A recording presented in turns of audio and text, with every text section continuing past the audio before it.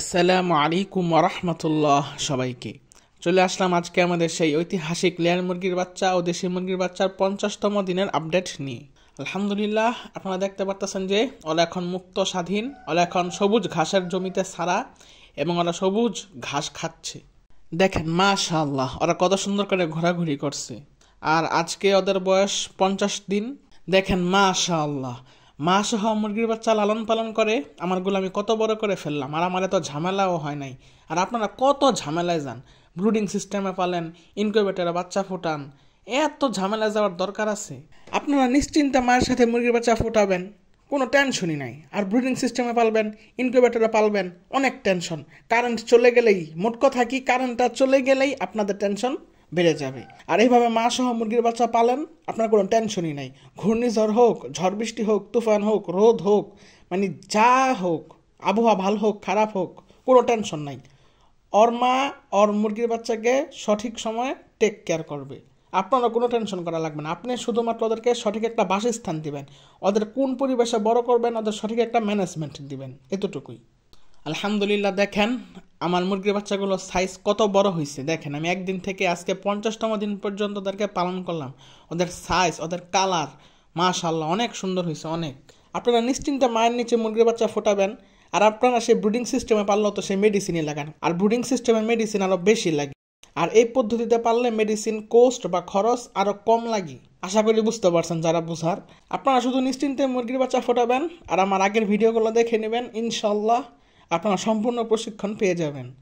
ইনশাআল্লাহ কোনো এক সময় কোনো মেডিসিন খরচ ছাড়া মা সহ মুরগির বাচ্চা কীভাবে লালন পালন করতে হয় একদিন সেটা দেখাবো। যদি ভবিষ্যতে কোনো সময় মুরগির বাচ্চা আবারও যদি ফুটাই, একবারে জিরো খরচে শুধুমাত্র ম্যানেজমেন্টের ওপর ভিত্তি করে কীভাবে মুরগির বাচ্চা পালবেন মা সহ, সেটারও একটা ভিডিও আনবো ইনশাআল্লাহ।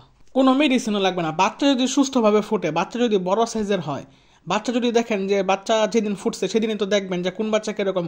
যেগুলো ভাই অসুস্থ হওয়ার সেগুলো অসুস্থ হবে, এটা স্বাভাবিক।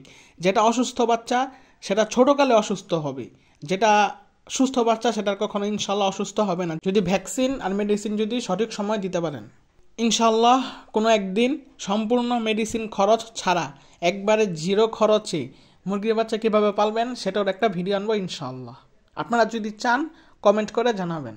মেডিসিনের খরচ জিরো হতে পারে, কিন্তু ম্যানেজমেন্ট 100তে 100 হতে হবে। ম্যানেজমেন্টে যদি ভুল করেন, আল্লাহ যত মেডিসিনই দেন কাজ হবে না।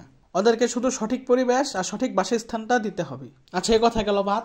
আর আপনারা কত কঠিন পদ্ধতিতে পালেন, ব্রুডিং সিস্টেমে যান, ইনকিউবেটরে যান। আরে ভাই, যাওয়ার কোনো দরকার আছে? যারা ব্রুডিং সিস্টেম এবং ইনকিউবেটরে বাচ্চা ফোটান তারা একটা জিনিসের কাছেই ধরা, সেটা কি? সেটা হচ্ছে কারেন্ট। কারেন্ট যদি না থাকে কিসে করে বাচ্চা ফোটাবেন? কোন ভরসায় বাচ্চা পালবেন? আপনারাই বলেন। কারেন্ট যদি 1-2 ঘন্টা না আসে, কারেন্ট আবার যদি ঘূর্ণিঝড় হয়, কারেন্ট 1-2 দিন 3 দিনও আসে না, তখন কি করবেন? আবার আমাদের এটা তো বাংলাদেশ, এখানে লোডশেডিং অনেক হয়, অনেক লোডশেডিং হয়। 1 ঘন্টার জায়গায় 2 ঘন্টা কারেন্ট থাকে না, তখন কি করবেন? যারা ইনকিউবেটরে বাচ্চা ফোটান তাদের ডিম তো সব বাদ, একবারে নগদ বাদ। আপনাদের সব টাকাই লস। ইনকিউবেটর যে টাকা দিয়ে কিনবেন সেটাও লস, আর যত টাকা ডিম দিছেন সে টাকাগুলো লস। আর অনেকগুলো বাচ্চা মারা গেল, সেটাও লস। আর এতগুলো যে বাচ্চা মারা গেল এতে আপনার গুণাও হয়েছে, কারণ আপনারা প্রাকৃতিক পদ্ধতি রাইখা এরকম কৃত্রিম উপায়ে ফুটাইতেছেন। এখন বলবেন ভাই আমি কি জানি না শুনে কি ডিম দিছিলাম নাকি, আর আমি জানতাম যে কারেন্ট থাকবো না। আরে ভাই শুনেন, আপনার তো ঝামেলা যাওয়ার দরকার নাই। আপনাদের ঝামেলা মিটানোর জন্যই মূলত আমার এই চ্যানেলটা আর পেজটা খোলা। ঘূর্ণিঝড় হোক, রোদ বৃষ্টি হোক, যা মালা তা হোক, আবহাওয়া যেমন থাকুক, যদি ওই প্রাকৃতিকভাবে ফোটান, ওর মার উমের নিচে দেওয়া যদি বাচ্চা ফোটান, বাচ্চা তো ফুটবে। যদি 20 ডিম হয়ে থাকে বাচ্চা ইনশাল্লাহ ফুটবেই। তবে তাদের কথা বাদ, যাদের জেনারেটর বা আইপিএস আছে তাদের সাথে তো আমাদের মতো সাধারণ ছোট্ট খামারিদের কোনো তুলনা হইব না, কারণ তারা তো সব বিকল্প ব্যবস্থা করিয়ে রাখছে। আর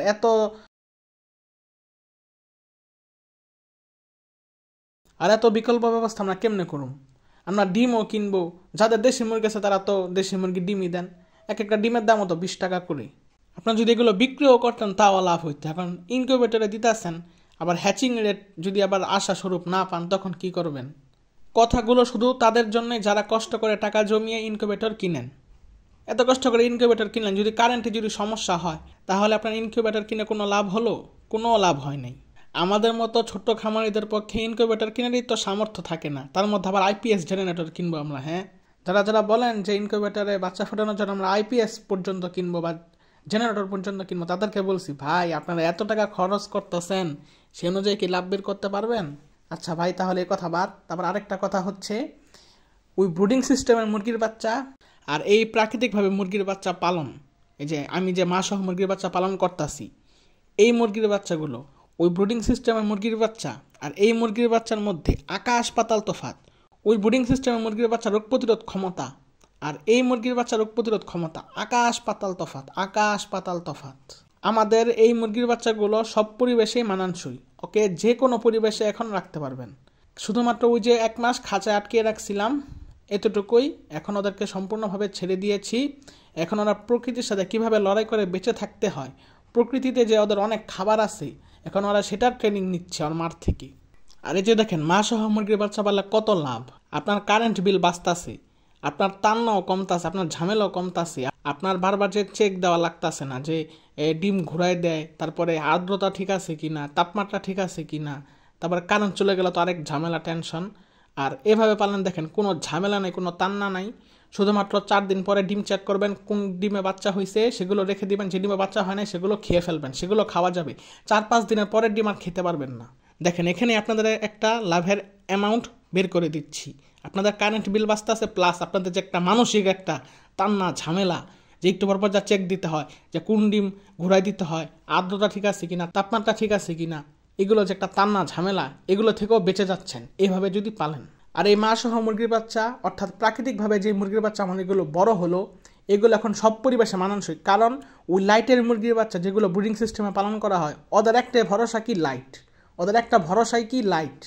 ওদের লাইট আবার কাটায় আনতে আবার আরও টাইম লাগে। যেমন প্রথম সপ্তাহে বলে 24 ঘন্টা লাইট দিতে হয়, তারপরে আস্তে আস্তে করে 1 ঘন্টা করে কমাতে হয়, পরের সপ্তাহে 23 ঘন্টা দেয়, তারপরে বলে 22 ঘন্টা দেয়, এভাবে আস্তে আস্তে করে বলে কমায়, অনেক ঝামেলা। তারপরে আস্তে আস্তে করে 1 মাস বা 2 মাস পরে বলে সম্পূর্ণ লাইটই অফ হয়ে যায়, তারপরে বলে লাইট দেয় না, বা 1 ঘন্টা বলে লাইট দেয়, আমার খেয়াল নাই। তারপরে যখন আবার ডিম পাড়া মুহূর্তে আসে, তখন বলে আবার 5 মাসের সময় আবার বলে লাইট দেওয়া শুরু করে, সন্ধ্যা থেকে একবারে রাত 10টা-11টা পর্যন্ত লাইট দিয়ে রাখি। মানে ওই মুরগির বাচ্চার একটা ভরসা কি, একটা ভরসাই হচ্ছে লাইট, ওরা লাইট ছাড়া অচল। এখন এই লাইট ছাড়া মুরগির বাচ্চা পাইলে আপনারা কোনো উপকার পাইবেন? আপনারা এই মুরগির বাচ্চা বাইরে ছেড়ে দেবেন, দেখবেন ওদের রোগ প্রতিরোধ ক্ষমতা একবারেই নষ্ট হয়ে গেছে। হঠাৎ করে দেখবেন কোনোটা ঠান্ডা লেগে গেছে, কোনোটা ঝিমাচ্ছে, কোনোটা মাটির ঠান্ডা সহ্য করতে পারতেছে না, দেখবেন ওদেরকে আবার ঠোকর দিতে আসছে অন্যান্য বাড়ির মোরগ মুরগি। মানে এত ঝামেলা যাওয়ার তো আমার কোনো দরকার নাই এই ব্রুডিং সিস্টেমে পালার। আশা করি বুঝতে পারছেন। মানে ওই ব্রুডিং সিস্টেমের মুরগির বাচ্চার একটা ভরসাই হচ্ছে লাইট, ওরা লাইট ছাড়া অচল। ওদেরকে একদিন লাইট ছাড়া রেখে দিবেন, আর যদি দেখেন হঠাৎ একদিন বৃষ্টি নামছে বা ঝড় তুফান নামছে, দেখবেন ওদের অবস্থা একবারে টাইট, ওদের ঠান্ডা লাইগা ঝিমাইতে ঝিমাইতে চুনামুনা পায়খানা, সবুজ পায়খানা কইরা একবারে আপনার অবস্থা টাইট করে দিব। আর এই যে আমার এই প্রাকৃতিকভাবে মুরগির বাচ্চা এগুলো যেগুলো বড় হয়েছে, এগুলো বৃষ্টির মধ্যেও কিছু হইব না, আবার আবহাওয়া ভালো হলে তো ভালোই, খারাপ হইলেও কিছু হইব না, ঘূর্ণিঝড় হইলেও কিছু হইব না, ওরা এরকমই থাকবে। যদি বৃষ্টিতে ভিজে তাহলে তো ঠান্ডা লাগবে, জ্বর ঠান্ডা আসবেই, ওটা স্বাভাবিক, তখন আপনার আটকে রাখবেন, তখন ইনশাল্লাহ ওরা ভালো থাকবে। আর ওই ব্রুডিং সিস্টেমে মুরগির বাচ্চা যদি আটকায়ও রাখেন, তারপরে দেখবেন এই ঠান্ডা আবহাওয়া ওরা কি একবারে মানানসই করতে পারবে না। কারণ তখন আবার কারেন্টও থাকে না, বৃষ্টির দিনে ঘূর্ণিঝড়ের দিনে কারেন্টও থাকে না, তখন কি দিয়ে ওদেরকে তাপ দিবেন? তখন তো লাইটের ব্যবস্থা থাকবে না, তখন আপনার কি একবার অবস্থা ওরা টাইট করে দিব। আর এইভাবে যদি মুরগির বাচ্চা পালেন, ওদেরকে খাঁচায় রাখবেন, দেখবেন ওরা একবারে কি এই পরিবেশের সাথে মানানসই।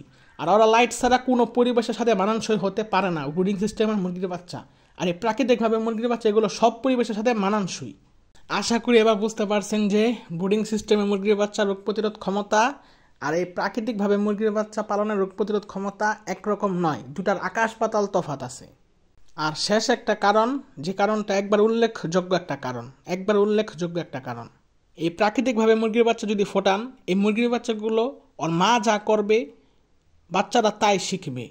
ওর মা ওদেরকে যেই ট্রেনিং দেবে বাচ্চারা সেই ট্রেনিংই নিবে, ওর মা যা শিখাবে ওরা তাই শিখবে। কিন্তু যদি কৃত্রিমভাবে ওই যে ব্রিডিং সিস্টেমে পালেন, বাচ্চাগুলো কি শিখবে?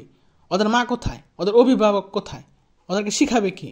ওদেরকে ট্রেনিং দিবে কে? আপনি দিবেন? আপনি কি মুরগি? আপনি কি মুরগির মানে কোনো কার্যকলাপ পারেন? আপনি দিবেন?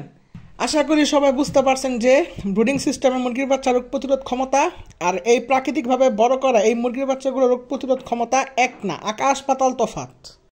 জ্ঞানীদের জন্য ইশারাই যথেষ্ট। আলহামদুলিল্লাহ, দীর্ঘ 1 মাস খাঁচা আটকে লালন পালন করার পর এখন ওদেরকে আমি ছেড়ে দিয়েছি। এখন ওরা সম্পূর্ণ উন্মুক্ত, স্বাধীন। আর ওই 1টা মাস আমাকে অবশ্যই খাঁচায় আটকিয়েই লালন পালন করতে হতো। যদি আমি তখন খাঁচায় আটকে লালন পালন না করতাম, অনেক বড় একটা বিপদ হতো, আর এটা আমার অনেক গুণাও হতো। বিস্তারিতভাবে যদি জানতে চান কী জন্য খাঁচায় আটকে মুরগির বাচ্চা লালন পালন করবেন, এই যে আই বাটনে একটা ভিডিওর লিঙ্ক দিয়ে দিচ্ছি, এই ভিডিওটা দয়া করে দেখে নেবেন। তারপরে যারা ইনকিউবেটরে বাচ্চা ফোটান তারা এখন একটা কথা বলতে পারেন, ভাই আমাদের তো ডিমের পরিমাণ বেশি, আমরা তো এতগুলা ডিম মুরগির নিচে ফোটাতে পারবো না। আরে ভাই, আমার কথা শুনেন, আপনার কয়টা ডিম? 50টা, 70টা, 80টা, 100টা, 200টা, সব কিছুর সমাধান আমার কাছে আছে। আপনি একটু শুনেন, একটু মনোযোগ দিয়ে শুনেন। আপনার ডিম ধরেন 100 পিস আছে, 100 পিস ডিম আপনি 10টা মুরগির নিচে দেন। আপনি যদি 10টা মুরগির নিচে না দিতে চান, আপনি 6টা মুরগির নিচে দেন। 6টা মুরগি কত? একটা মুরগির নিচে যদি বড় সাইজের মুরগি হয় তাহলে তো 15টা, যদি ছোটো সাইজের মুরগি হয় তাহলে কয়টা? 10টা। যদি ছোটো সাইজের মুরগি হয় এরকম 10টা মুরগির নিচে 100টা ডিম দিয়ে দিবেন। আর যদি বড় সাইজের মুরগি হয় তাহলে এরকম 6টা মুরগি দিবেন। 6টা মুরগির নিচে 15টা করে ডিম দিবেন। তাহলে কত? 6 15 90। তাহলে 6টা মুরগির নিচে 90টা ডিম। আপনি আরেকটা মুরগি নেন, 7টা মুরগি, 7টা মুরগির নিচে কয়টা? 100টা উপরে হয়ে যাবে।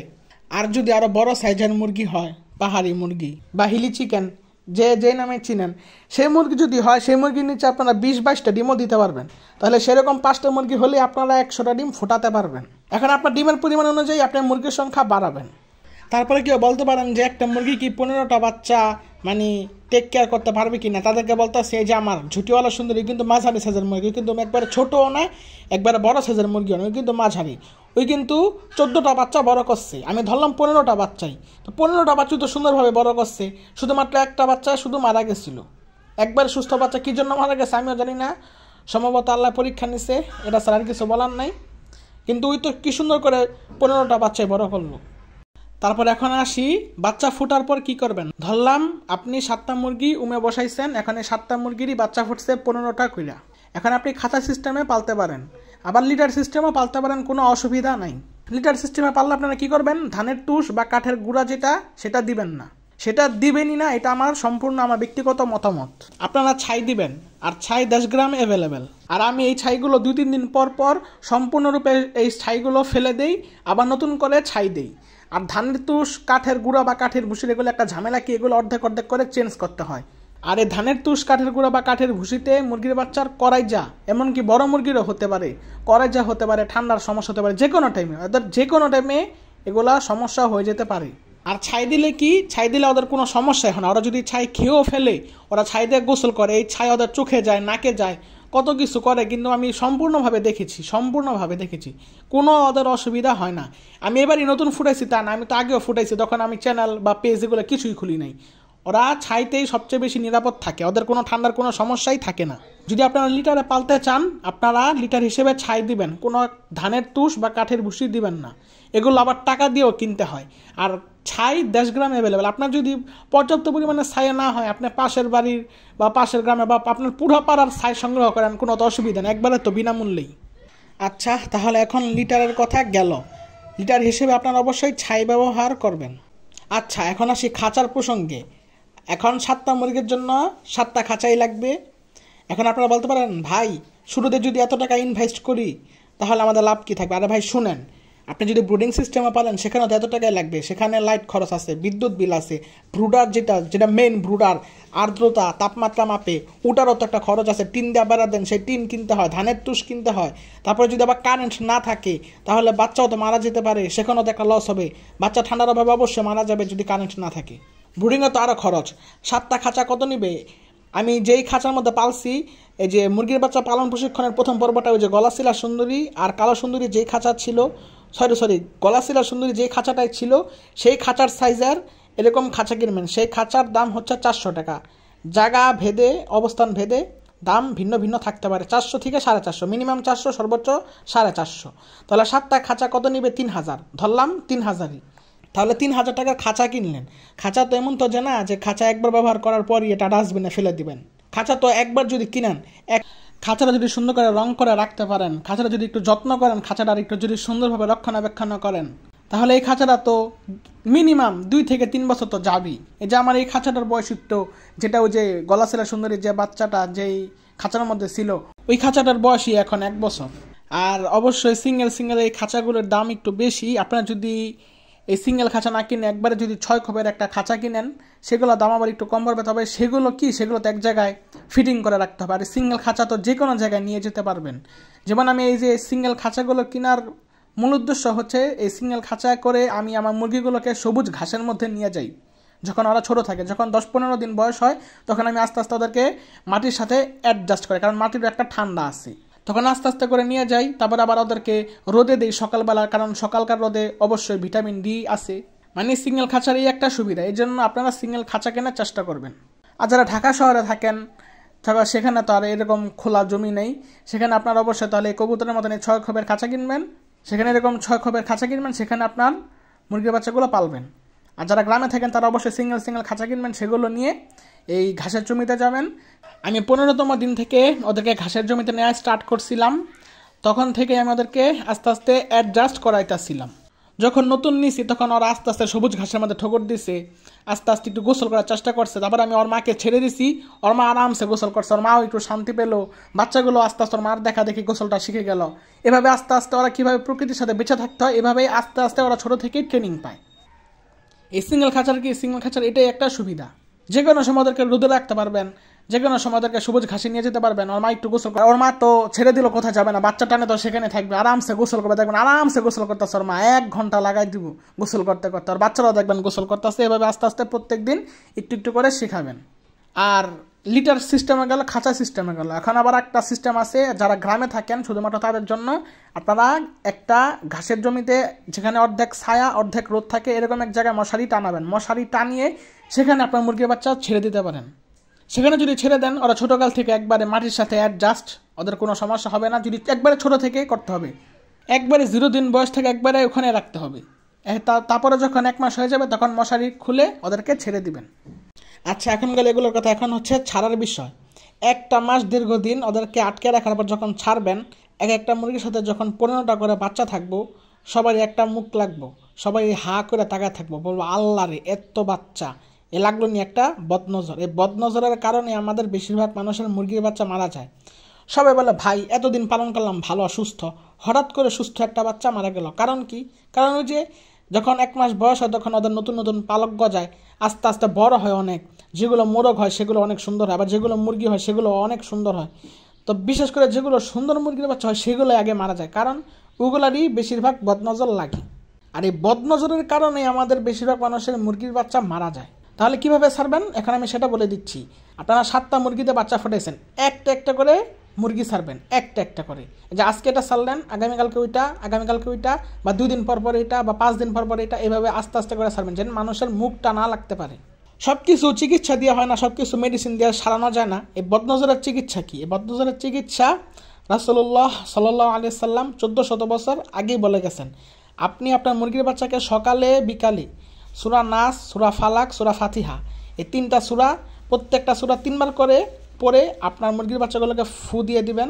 আর আপনার সকল বড় মুরগিগুলোকে ফু দিয়ে দিবেন। পারলে পানিতেও ফু দেন, খাবারও ফু দেন। ইনশাল্লাহ আপনার মুরগির বাচ্চা বদনজর থেকে হেফাজতে থাকবে। বেশিরভাগ এই দেশ গ্রামেই বদনজরের কারণে অনেক মানুষের মুরগি মারা যায়। যারা গ্রামে মহিলারা আছে, যারা বাচ্চা ফোটায় বেশি, নিজেরা না খায় খালি বাচ্চা ফোটায়, তাদের দেখবেন যদি ভাগ্যক্রমে 12টা 15টা যদি বসে, 12টা যদি বেঁচে যায়, সেই 12টা বাচ্চা যদি হঠাৎ বড় হয়, সবার একটা মুখ লেগে থাকবে, হাই হাই এত বাচ্চা আমরা পারি না বাঁচাইতে, তুই কেমতে বাঁচালি, হ্যান ত্যান, লাগলো নি মুখ। তারপরে দেখবেন 2 দিন পর পর দেখবেন আপনার 2টা 3টা বাচ্চা মারা গেছে হঠাৎ। এটা কি? এটা কারণ হচ্ছে বদনজর। তারপর আরেকটা সমস্যা কি? এই ইউটিউব, ফেসবুক পুরো ব্রুডিং সিস্টেম, ইনকিউবেটর সিস্টেমে ভরে গেছে। এগুলো দেখে আমার পুরো মাথাই নষ্ট, যে মানুষ কিভাবে পারে এত লস প্রজেক্টে যেতে, কিভাবে সম্ভব। এগুলো দেখে আমার মাথাই নষ্ট হয়ে গেছে। আমার মূলত এর জন্য চ্যানেলটার পেজটা খোলা, যেন আমি মানুষের উপকারে আসতে পারি। মানে মানুষ ব্রুডিং সিস্টেম, ইনকিউবেটর পিছিয়ে এরকমভাবে ছুটতাছে, মানে কয়েকদিন পরে যে প্রাকৃতিকভাবে যে মুরগির বাচ্চা এত সুন্দরভাবে পালন করা যায়, এটা মনে হয় কয়েকদিন পর উঠেই যাবে। মানে মানুষ এত পরিমাণ ঝুঁকতাছে। নিজের মুরগি আছে, কুচি মুরগি বা উমে মুরগি, যেটা নামে চিনেন, এগুলো আছে, এগুলোতে বসাবে না। সে কী করবে, সে ইনকিউবেটর দিয়ে বসায়। আরে ভাই, এটা যে এত বড় ঝামেলা আপনি কি বুঝেন না নাকি? আবার বলেন হ্যাচিং রেট ভালো পাওয়া যায় না, তারপরে এত বাচ্চা ফুটে না, বাচ্চা ভিতরে মারা গেছে, পানি দিয়ে ওই জায়গা আবার পানি দেওয়া থাকে, পানির ভিতরে কারেন্ট তার গেলে বলে ইনকিউবেটর পুরো বাস্ট হয়ে গেছে। আরে ভাই এত ঝামেলা ভাই, তুমি যাও কেন ভাই? তোমার যাইতে বলছে কেটা? তুমি সেই মুরগির নিচে বাচ্চাগুলো ফোটাও, তোমার এত ঝামেলা যাওয়ার দরকার নেই।